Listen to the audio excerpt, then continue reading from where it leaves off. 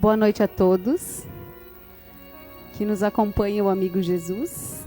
Sejam bem-vindos a esta Casa de Luz. Gostaríamos de recordar que no segundo sábado de cada mês, a casa abre para recebermos as famílias em vulnerabilidade. Para isso recebemos doações de alimentos, de roupas, de calçados, de brinquedos, porque é através das doações que nós conseguimos fazer este atendimento. Ainda, no dia 1º de abril, nós vamos iniciar mais uma turma de estudos. Então, quem sentir, quem tiver a vontade de estudar a doutrina, pode procurar por um dos trabalhadores e se informar. A turma inicia agora, no dia 1º.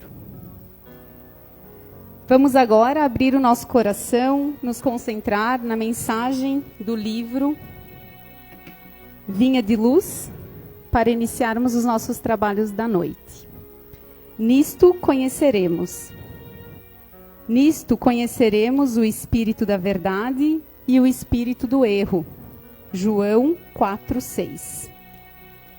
Quando sabemos conservar a ligação com a paz divina, apesar de todas as perturbações humanas, perdoando quantas vezes forem necessárias ao companheiro que nos magoa, esquecendo o mal para construir o bem, amparando com sinceridade os que nos aborrecem, cooperando espiritualmente pela ação e pela oração, em benefício dos que nos perseguem e caluniam, olvidando nossos desejos particulares para servirmos em favor de todos, guardando a fé no supremo poder como luz inapagável no coração, perseverando na bondade construtiva, embora 1000 golpes da maldade nos assediem, negando a nós mesmos para que a bênção divina resplandeça em torno de nossos passos, carregando nossas dificuldades como dádivas celestes,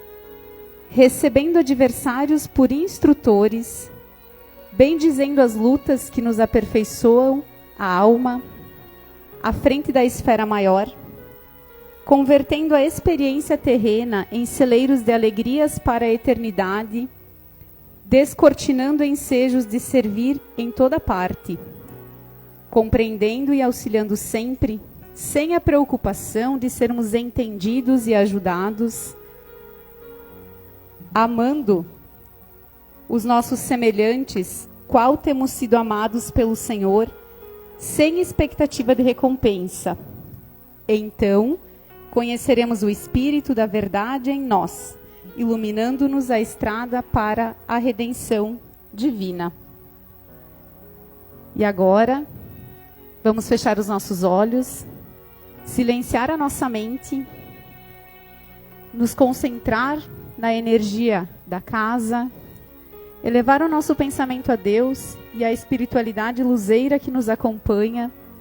Vamos agradecendo por mais uma oportunidade de nos colocarmos à disposição do estudo, dos ensinamentos do Mestre. Somos pequenos e o Senhor é grande. Que cada palavra dita adentre nossos corações e nossas vidas. Que possamos ressignificar o que nos trava e paralisa e andar, cada dia um pouquinho mais, rumo à nossa reforma íntima. Não estamos aqui para sermos melhores do que ninguém, e sim, um pouquinho melhores do que fomos ontem. Que o bem sempre seja nosso propósito e que possamos seguir firmes na busca por nos tornarmos seres melhores, nesta breve passagem terrena.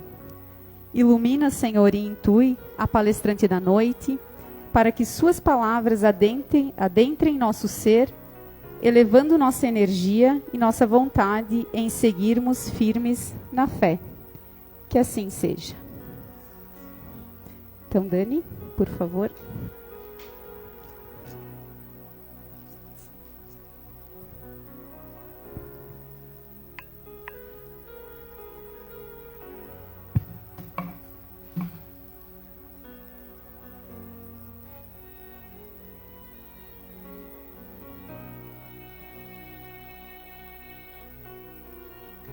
Boa noite a todos. Em nome de Jesus estamos aqui. É uma alegria que todos estejam aqui também. Vamos lá. Para a nossa reflexão de hoje, nós utilizamos esse livro, que ele foi psicografado por Divaldo Pereira Franco, pelo espírito Joana de Ângeles, é a mentora do Divaldo.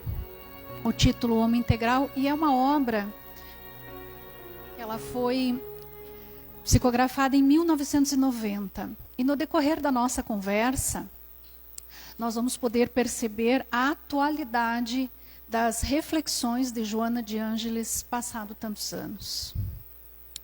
Nós também vamos utilizar o Livro dos Espíritos, uma obra básica, de 1857, e obras póstumas de Allan Kardec, 1912.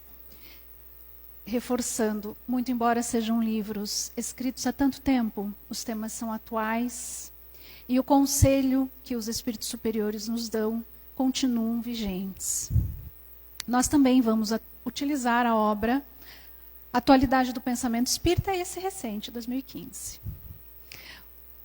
Uma palestra muito boa de Jorge Alahá, da TV Amerx, sobre esse período de transição planetária e o que esse período tem a ver com o adiantamento moral e intelectual, que é o título da nossa reflexão de hoje. Para iniciarmos a análise a respeito da moral, da inteligência e o que isso tem a ver com a humanidade, nós vamos ler e refletir sobre essa questão 791 do Livro dos Espíritos. A questão é a seguinte: apurar-se-á algum dia a civilização de modo a fazer que desapareçam os males que haja produzido? Ou seja, a civilização conseguirá eliminar os males que ela própria gera, como guerras e como desigualdades? Essa era a pergunta de Kardec. Nós vamos conseguir eliminar o que nós mesmos estamos criando? E a resposta dos espíritos foi: sim, a civilização eliminará. Quando, aí eles colocam os meios, o moral estiver tão desenvolvido quanto a inteligência. O fruto não pode surgir antes da flor. Para nós lembrarmos, o Livro dos Espíritos, ele é um conjunto de perguntas feitas por Kardec aos espíritos superiores, tais quais Franklin, Sócrates, o Espírito de Verdade, Platão. São espíritos de escola que vieram responder às perguntas que Kardec realizava. 1019 perguntas. E na parte introdutória do Livro dos Espíritos, ele diz assim: nada contém que não seja a expressão do pensamento deles. Não é o pensamento de Kardec, é o pensamento de espíritos de escola, de envergadura. E que não tenha sido por eles examinado. Além deles terem repassado, houve todo um exame do que de fato foi orientado. E essa resposta, um destes espíritos, que não há uma identificação individual de cada resposta, é que orientou: sim, a humanidade irá resolver os seus próprios dilemas quando o moral estiver tão desenvolvido quanto a inteligência. E a pergunta seguinte complementa essa orientação: por que não efetua a civilização imediatamente todo o bem que poderia produzir? Ou seja, por que não se faz logo o bem possível e saímos dessa situação e vamos logo para uma felicidade plena? Uma certa ansiedade na pergunta, né? Se há o bem, se o moral e se a inteligência, por que não ocorre tudo de uma vez? E a resposta foi a seguinte: porque os homens ainda não estão aptos, nem dispostos a alcançá-lo. Essa aptidão que é um empecilho para que a felicidade seja plena em nosso planeta, quer dizer, nós não estamos com o desenvolvimento moral e intelectual suficiente para aplicar o bem. E não temos condições interiores de valores, de virtudes, porque não temos nem a disposição para agir com justiça e com fraternidade. Tem uma palestra do Jorge Alahá que ele diz assim, quando ele explica essa questão, nessa parte, nem dispostos a alcançá-lo. É o mesmo motivo pelo qual o sapo não lava o pé. É porque não quer. É muito simples, né? A teoria, né? Muito bem. E mais um passo na nossa compreensão da importância desse desenvolvimento moral e intelectual. Por que indícios se pode reconhecer uma civilização completa? Kardec quer saber do mundo espiritual o que de fato é uma civilização que equilibra com perfeição a moralidade e a inteligência. E aí o mundo espiritual esclarece. Nós vamos reconhecer uma civilização completa pelo desenvolvimento moral. Não é pelo desenvolvimento intelectual ou da inteligência ou da tecnologia. É o moral que indica se nós alcançamos o grau de civilização completa. E a resposta ela é um pouquinho longa, mas vale a pena a gente ler e refletir sobre ela. Credes que estáis muito adiantados. Vamos lembrar quando é que isso aqui foi escrito? 1857. Né? Credes que estáis muito adiantados, porque tendes feito grandes descobertas e obtido maravilhosas invenções. Porque vos alojais e vestis melhor que os selvagens. Todavia, não tereis verdadeiramente o direito de dizer-vos civilizado, senão quando de vossa sociedade houverdes banido, eliminado, os vícios que a desonram, e quando viverdes como irmãos, praticando a caridade cristã. Até então, sereis apenas povos esclarecidos, que hão percorrido a primeira fase da civilização. Porque a civilização completa é quando o moral já se desenvolveu tanto quanto a inteligência e o intelectual. Por enquanto, somos uma civilização esclarecida.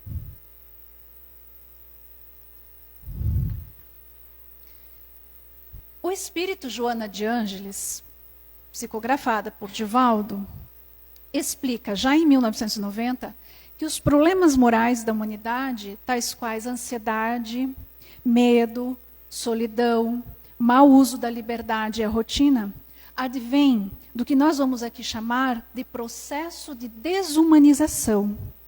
Esse processo em imagem poderia ser como as peças de um dominó. A primeira peça que se derruba nesse processo de desumanização e que vai refletir diretamente no atraso do moral, muito embora o intelectual, a inteligência, a tecnologia esteja em amplo desenvolvimento, nós vamos dizer que é a descrença. Então, a primeira peça que Joana de Ângeles identifica que houve uma fomentação, houve uma alimentação para chegarmos aonde estamos hoje, enquanto civilização, enquanto humanidade, é a descrença. A partir da descrença, há um desencadeamento de outros processos que, como veremos, conduzem etapa a etapa a esse atraso já identificado. A descrença, a incredulidade ou o fanatismo retira do ser humano a capacidade de entender no seu íntimo a existência e a regência em nossas vidas de um ser superior. E que nos organiza, é este ser superior que nos organiza enquanto ser integral, nos alinha corpo e mente.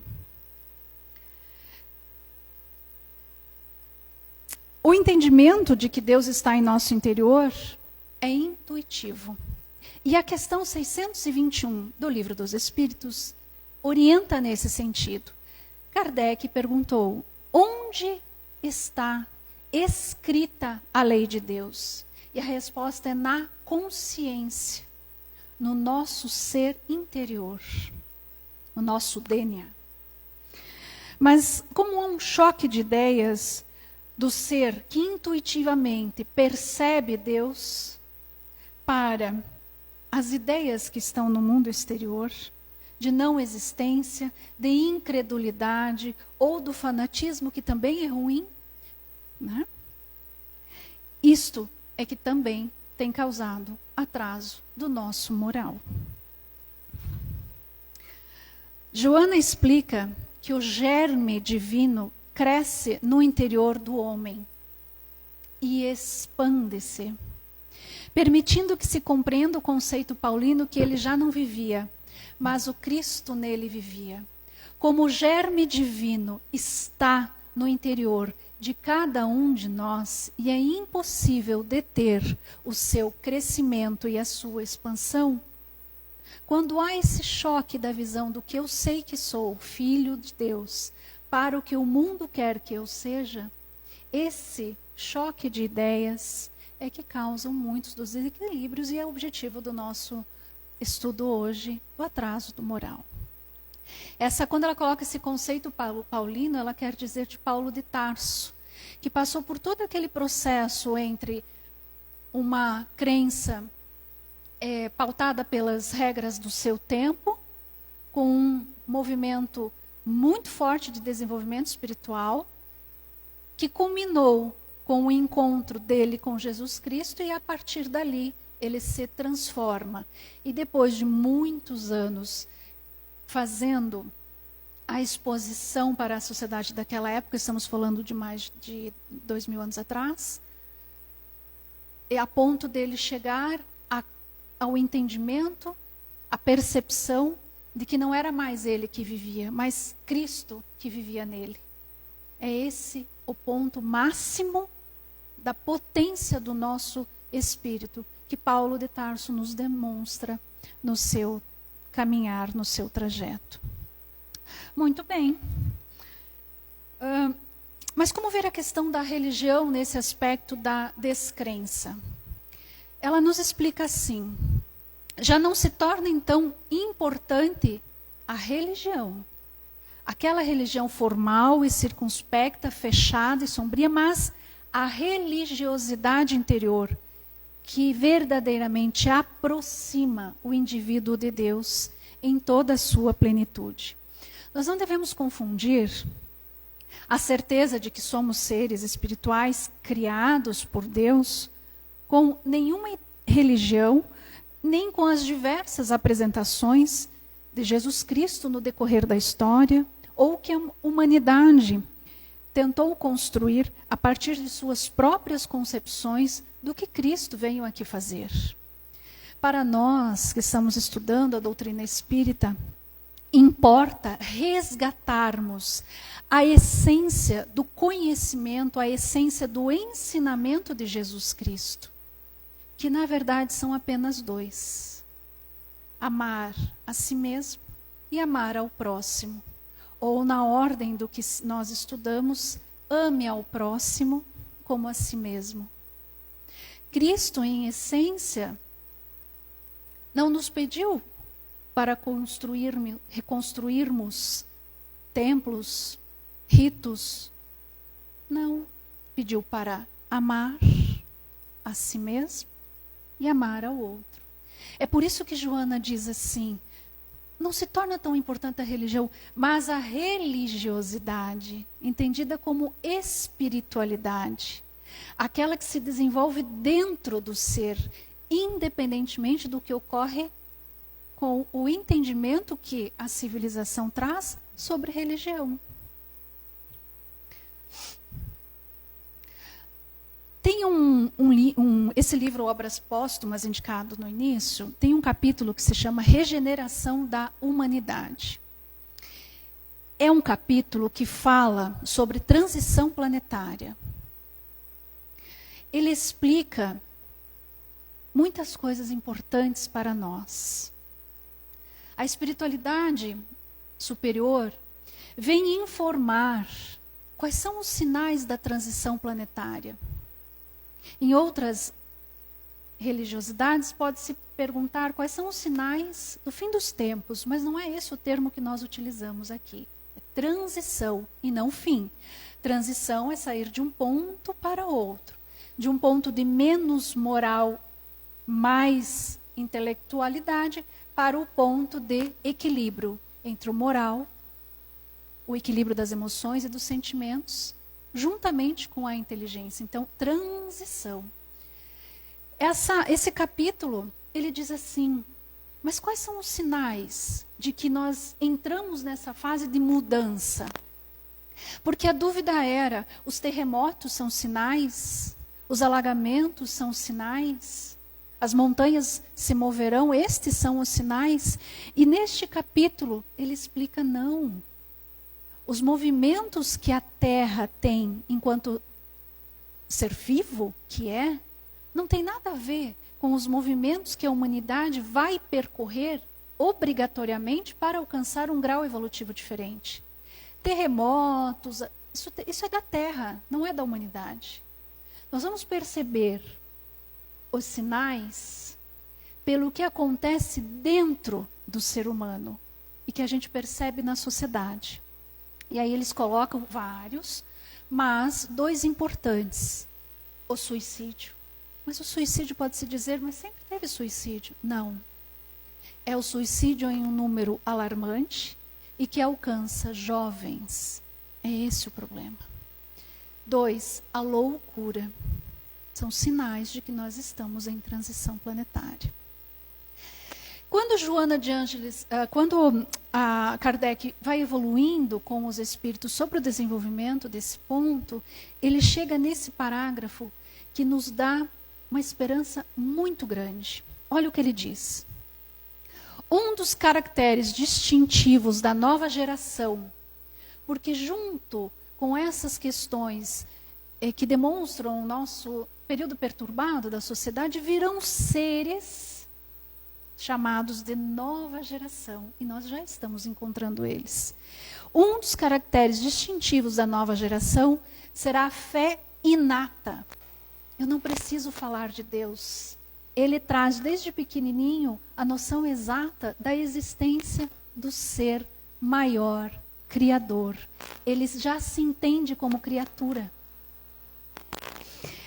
Não a fé exclusiva e cega que divide os homens, mas a fé raciocinada, que esclarece e fortalece, que os une e os confunde num comum sentimento de amor a Deus e ao próximo. Com a geração que se extingue, desaparecerão os últimos vestígios da incredulidade e do fanatismo, igualmente contrários ao progresso moral e social. Então são seres, geração nova, que substitui uma geração com os últimos vestígios de incredulidade e fanatismo, trazendo a fé inata, a fé que une os homens, a fé que harmoniza os homens. A fé é tão importante, e na outra medida é por isso que a descrença causa tanto problema em nossa sociedade, que nós, enquanto ciência, estamos em busca cada vez mais de trazer provas materiais da diferença que há entre aquelas pessoas que exercitam a fé, que têm espiritualidade, daquelas que não o fazem. Essa pesquisa, que ela é americana, ela traz o seguinte ponto. Avaliaram fatores como a frequência em atividades religiosas, o envolvimento em práticas espirituais e a importância pessoal da fé. Eles estão estudando exatamente no campo do corpo, qual é o impacto do exercício da espiritualidade? E de forma muito resumida, chegaram-se às seguintes conclusões. O ser que desenvolve a sua espiritualidade, há o retardamento do uso, que é vital para vícios crônicos na vida adulta. Aos que possuem o vício do álcool, e é do álcool especificamente que essa pesquisa se refere, possuem, quando desde pequenos alimentados na espiritualidade, retarda-se, atrasa-se o uso na vida adulta. Por quê? Porque há um fortalecimento pela fé da resiliência e da esperança. O ser torna-se mais resiliente com as dificuldades da vida a partir da sua visão espiritual do mundo. A partir da conciliação do entendimento de que ele é um ser espiritual em experiência na matéria. E também, esta pesquisa demonstra que há uma regulação de áreas neurais do estresse e ao processamento de recompensas, na medida em que a oração acalma o corpo, regula melhor as áreas de estresse do cérebro. Ou seja, são demonstrações científicas de que a crença faz também bem ao próprio corpo.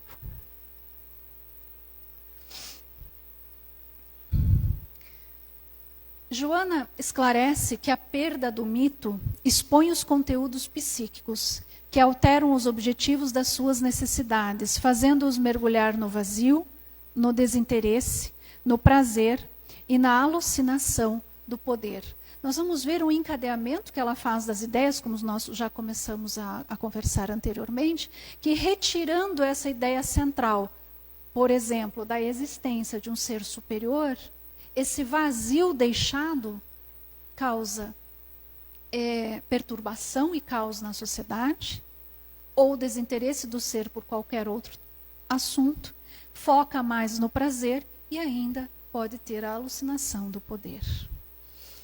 É preciso, pois, recorrer a valores éticos e morais, a coragem para decifrar-se, a confiança no êxito, o amor como manifestação elevada, a verdade que está acima dos caprichos ceitistas e grupais, que o pode acalmar sem acomodar.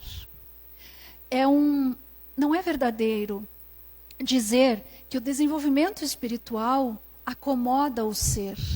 Não, acalma. Tranquiliza sem desmotivar. Porque o desespero não auxilia o ser a resolver nenhum problema, muito menos moral e intelectual. Para a continuação da busca.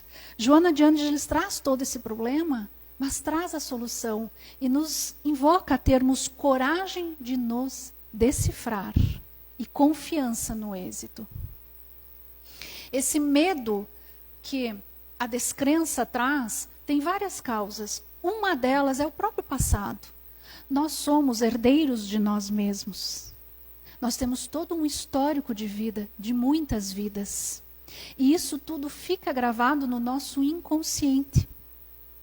E, possivelmente sem a consciência, esse passado acaba vindo para a vida atual e se manifestando nas nossas decisões, na forma de vivermos, na forma de lidarmos com a nossa família e em sociedade.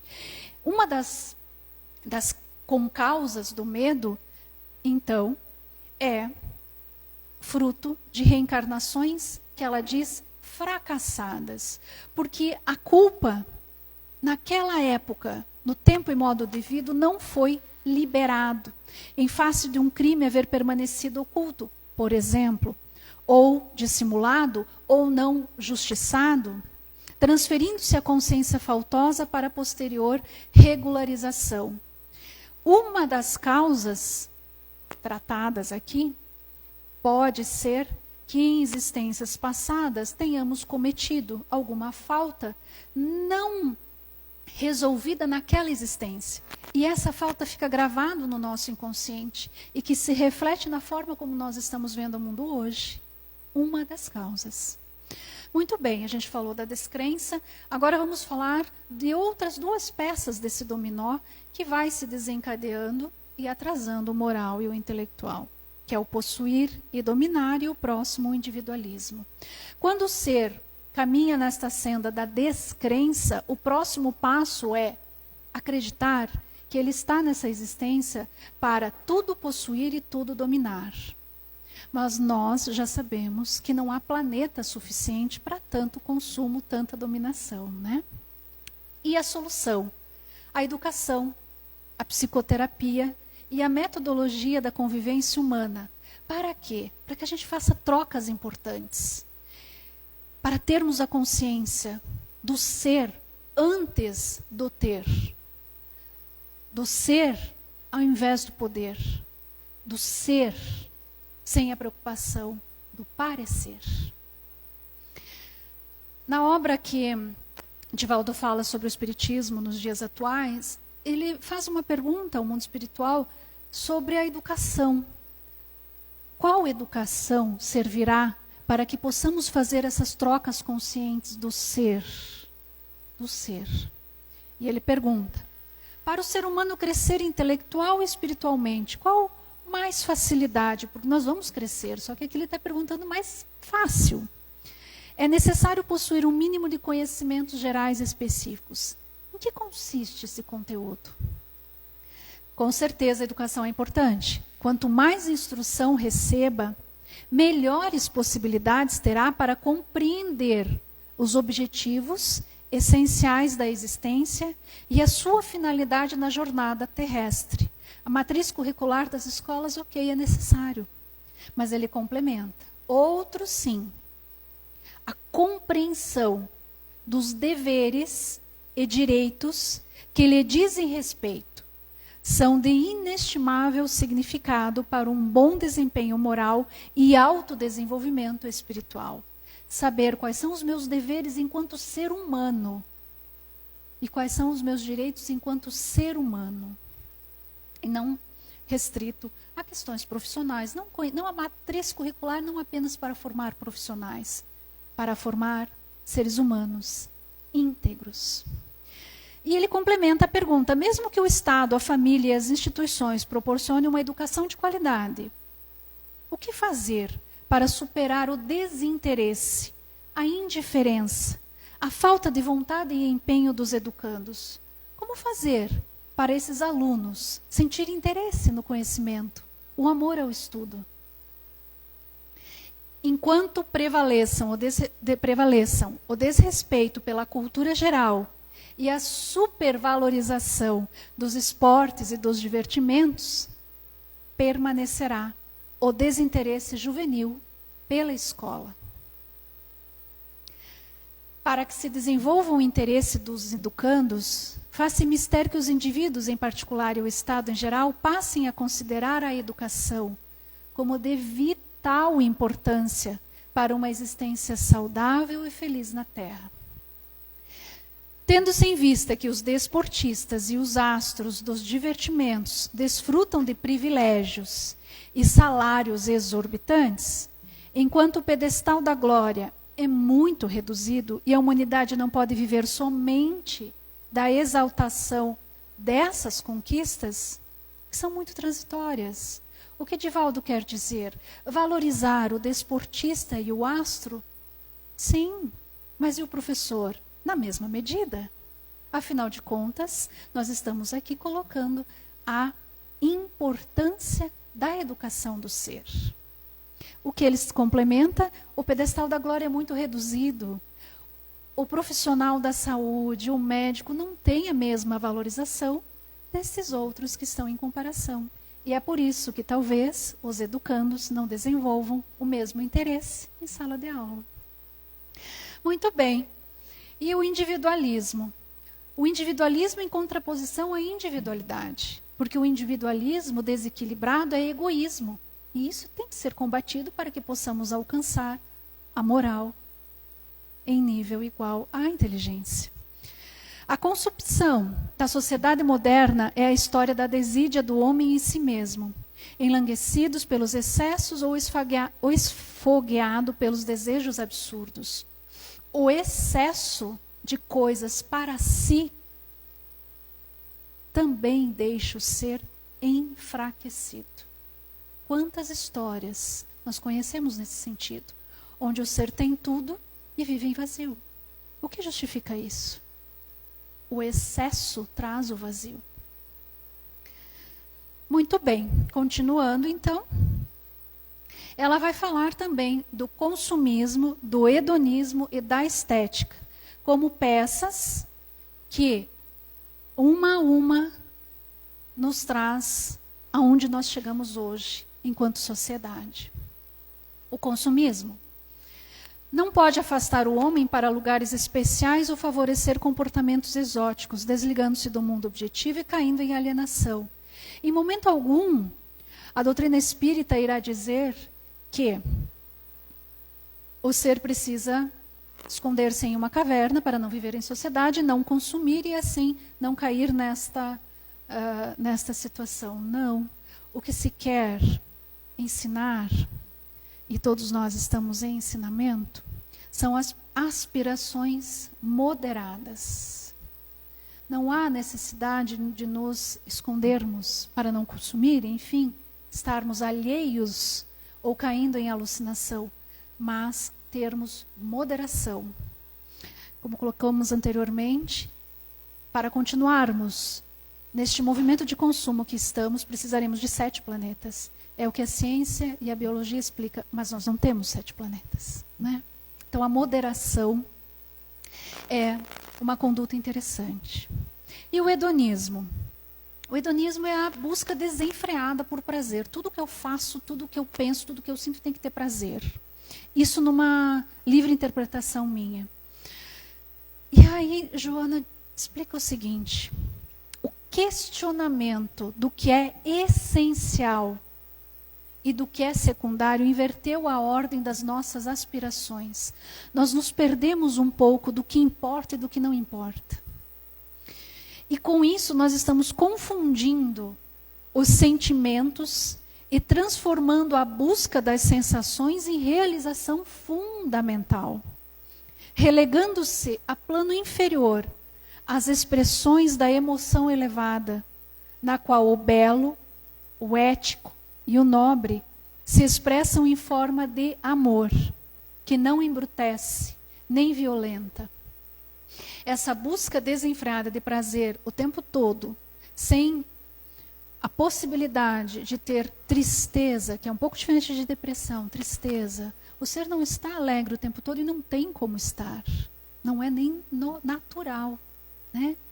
Mas, quando a civilização se reporta ao caminho de que tudo tem que ser prazeroso, é apontado por Joana de Ângeles como também um dos problemas do atraso da moral. O que se sugere é a busca do equilíbrio enquanto ser biopsíquico-social. As sensações que lhe são predominantes na individualidade permanecem-lhe quando atrasado, sensual, amante dos prazeres, vinculado aos pensamentos sinistros, silenciosos, egoísticos, fazendo experimentar a mesma densidade vibratória que lhe era habitual durante a conjuntura orgânica. Se há uma evolução do ser instintivo, onde o instinto predominava, para o ser hominal, que é onde nós estamos hoje, ela reporta, ela explica que quando você trata o prazer como ponto fundamental da tua existência, você se retorna à fase instintiva do teu ser. Mas você já passou dela. É preciso dar um outro olhar para esse aspecto. E a estética. Homens aparência, é esse o termo que traz na obra. Por que aparência? Aparentemente, sempre bem, com o corpo supervalorizado. A doutrina espírita tem uma posição muito equilibrada sobre isso. É necessário cuidar do corpo. O corpo é um veículo divino que Deus nos deu para que o nosso espírito pudesse aqui experimentar o necessário para a sua evolução. É o corpo que guarda o germe divino. É o corpo que guarda o teu ser espiritual. ele precisa ser lembrado quando a gente faz as meditações, as orientações, agradecer, obrigada, Senhor, meu Deus, pelas minhas pernas, pelos meus braços, pelo meu corpo, pela minha inteligência. Ou na falta de alguma das partes, obrigada, Senhor. Talvez eu esteja me afastando de problemas maiores justamente por não ter uma das partes do meu corpo. Lembremos, tudo é planejado no mundo espiritual. E esse corpo foi preparado para cada um de nós. E ele é especial. Mas ele não é o fim das nossas existências. Passar os dias preocupado com o corpo não é o fim das nossas existências. É preciso também equilíbrio. Em tudo, né? E os próximos 3 pontos?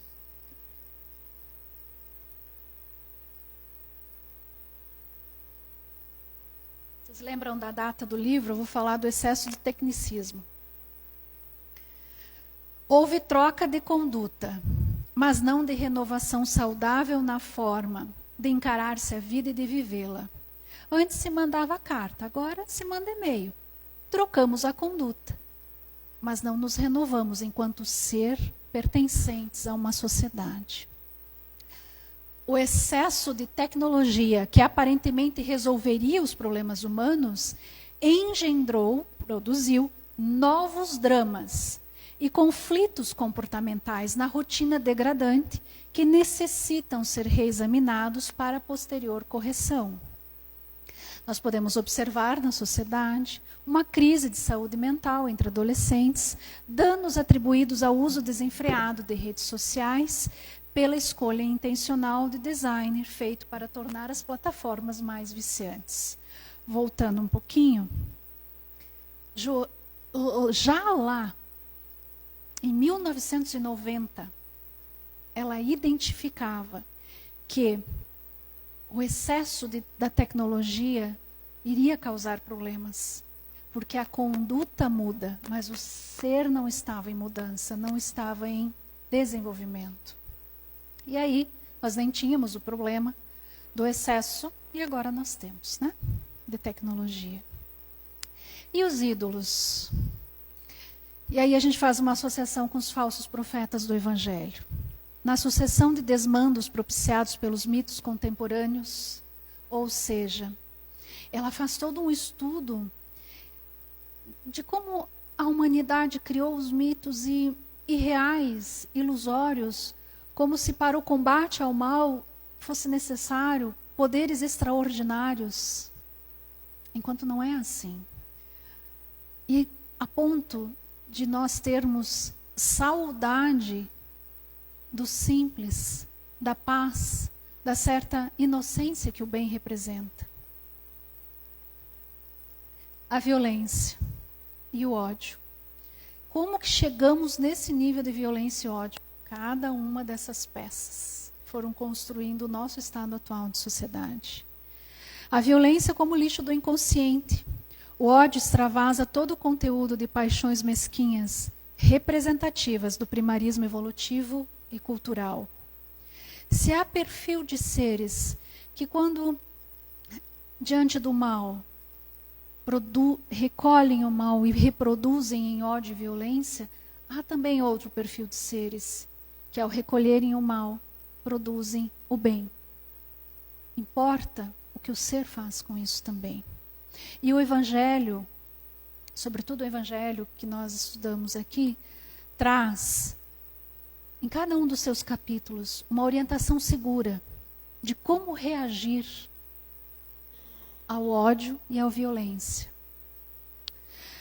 A liberdade de expressão aos emocionalmente desajustados tem permitido que a morbidez e o choque se revelem com mais naturalidade do que a cultura e a educação, por enxamearem mais os aventureiros, com as exceções compreensíveis do que os indivíduos conscientes e responsáveis. É preciso cuidar com que nós estamos buscando alimentar a nossa mente e o nosso ser espiritual. Porque hoje, todos, pela liberdade de expressão, inclusive o que Joana coloca, os emocionalmente desajustados, têm voz. E é necessário que nós tenhamos as ferramentas de julgamento daquilo que estamos acessando, daquilo que estamos lendo, daquilo que vem chegando nas nossas redes sociais. Muito bem, e o adiantamento vai acontecer como? Através da bondade predominante e da ciência com utilidade real para o ser humano. Retomando o caminho, como que a gente vai fazer para mudar esse cenário, para alcançarmos o adiantamento? Pela retomada da crença enquanto seres espirituais, filhos de Deus, com o germe divino em nós, que cresce e se expande, com valores pessoais pautados no ser, com a individualidade, mas não egóica, não o egoísmo, a individualidade que dá voz e vez ao outro. Aspirações legítimas, sim, todos nós necessitamos da matéria para continuarmos a nossa caminhada de evolução espiritual, mas com moderação. A busca do equilíbrio enquanto o entendimento do ser que ele é biopsíquico-social, tem um corpo, tem um espírito e vive em sociedade, em equilíbrio. Olhar para a beleza com equilíbrio, que é aquele ponto da estética que ela colocou. Retomar a verdadeira estética no que é belo. A tecnologia com uso consciente. Precisamos da tecnologia, não há como voltarmos no tempo, mas utilizá-la conscientemente. Ter Jesus como guia e modelo, afastando ou tendo a compreensão de que sim, estamos em um momento de transição planetária com muitos falsos profetas, muitas ideias equivocadas.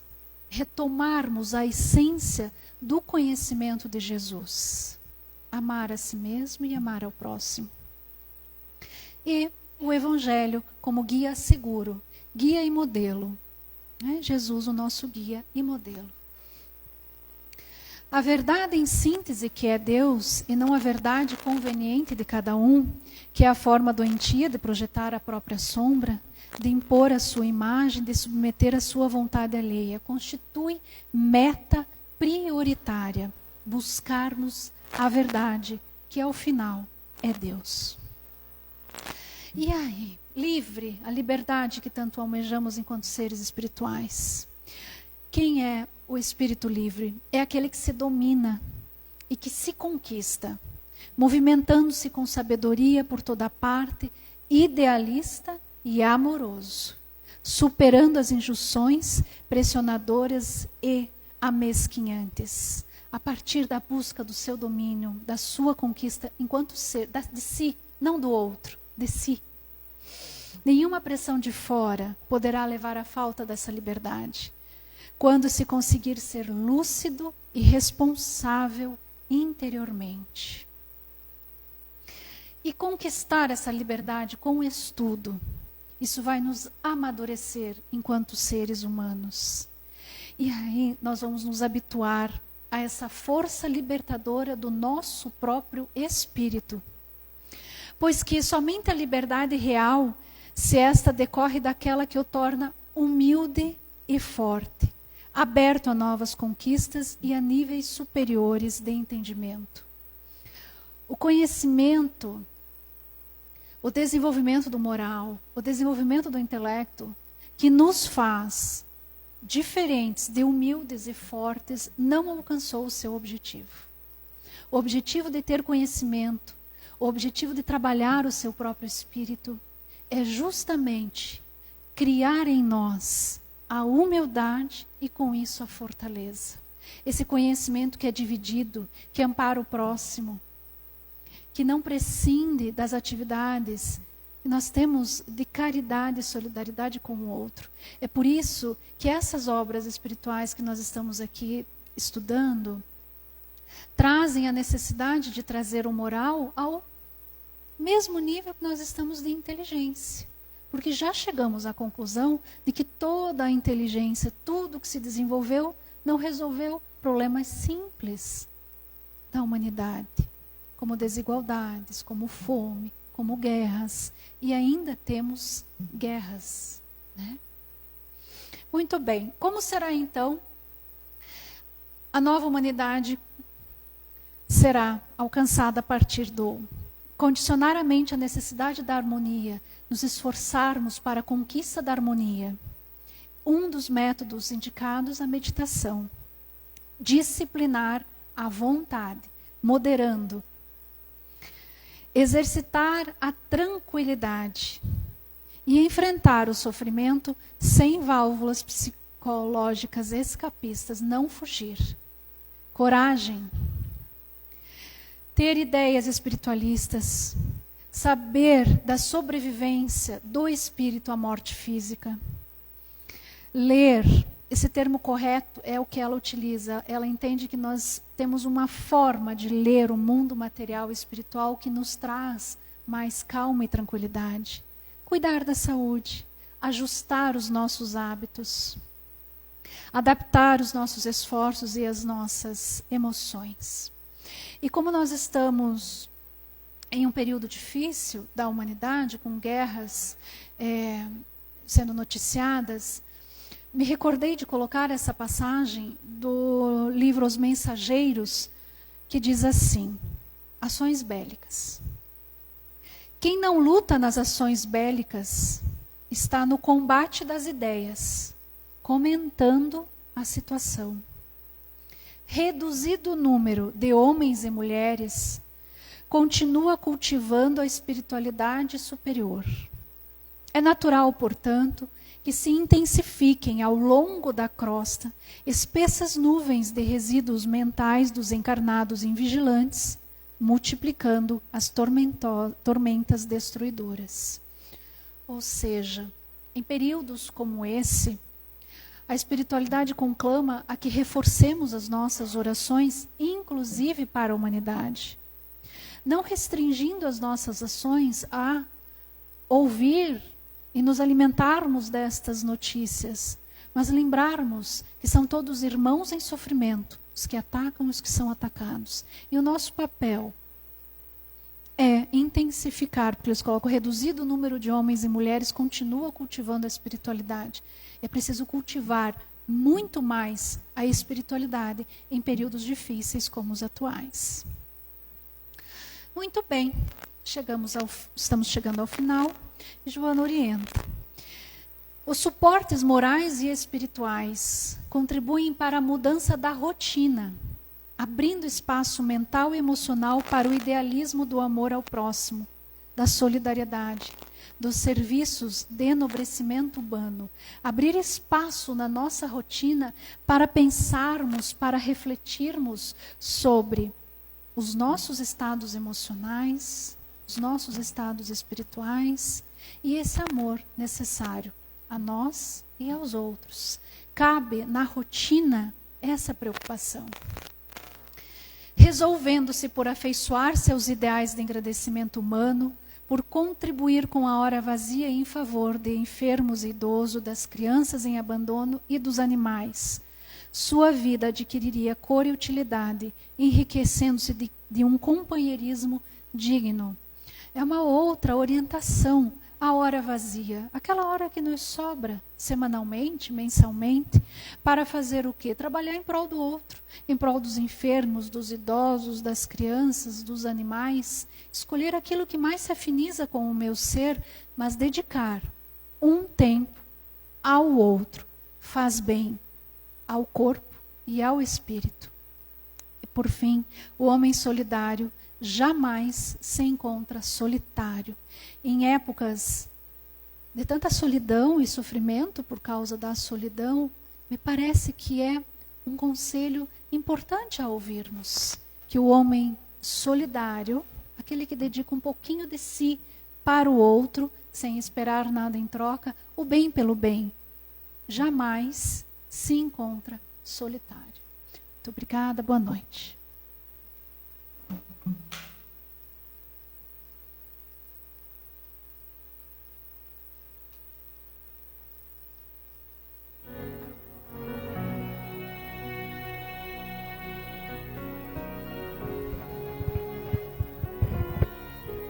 Obrigada, Dani, por tantos esclarecimentos e ensinamentos.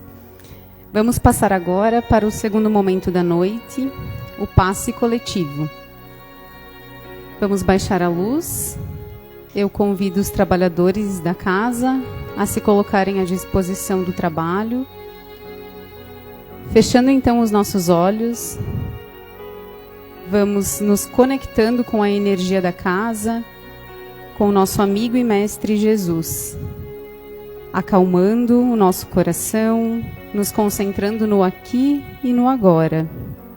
Que possamos deixar as angústias e aflições lá fora e por alguns instantes estarmos somente aqui. Senhor, tornai dócil o nosso coração. Tornai-nos obedientes aos teus ensinamentos. Que saibamos sentir e ouvir de ti as respostas de nossas orações. Que nosso olhar seja para dentro de nós e que possamos sermos inundados de clareza quando tudo ao redor for névoa e o mundo fizer muito barulho.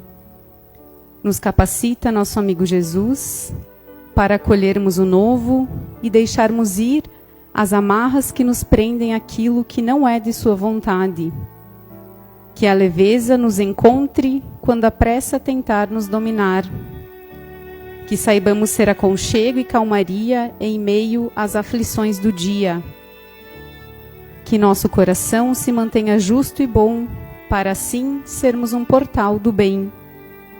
Sabemos, Senhor, que o bem que genuinamente entregamos sempre retorna ao remetente, mas que nossa entrega seja natural e que o retorno não se faça esperado.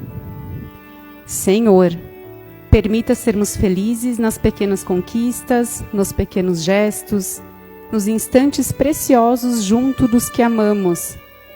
Que saibamos colecionar todos os pedacinhos de felicidade que encontrarmos pelo caminho. Sabemos, Senhor, que nossa colheita é resultado de nossa semeadura. Portanto, que nos preocupemos somente em melhorar nossa semeadura, pois é sabido que a colheita é obrigatória. Que nossa fé seja viva, que antes de existir no público, exista na mesa de nosso lar.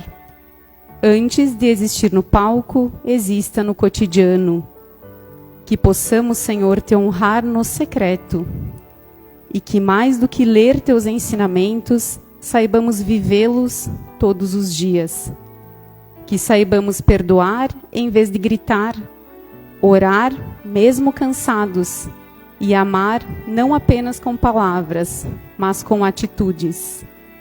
Que nosso lar seja nosso refúgio de paz, pois é no silêncio da sala, na simplicidade da cozinha, na conversa antes de dormir, que o céu toca a terra.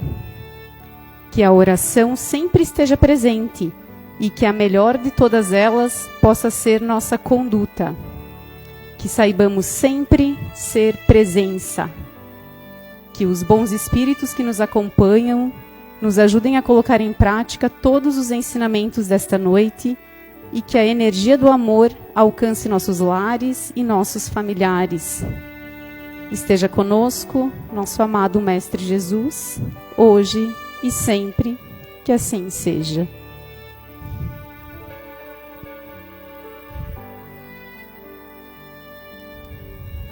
Obrigada a todos, uma boa noite, nos encontramos na próxima semana.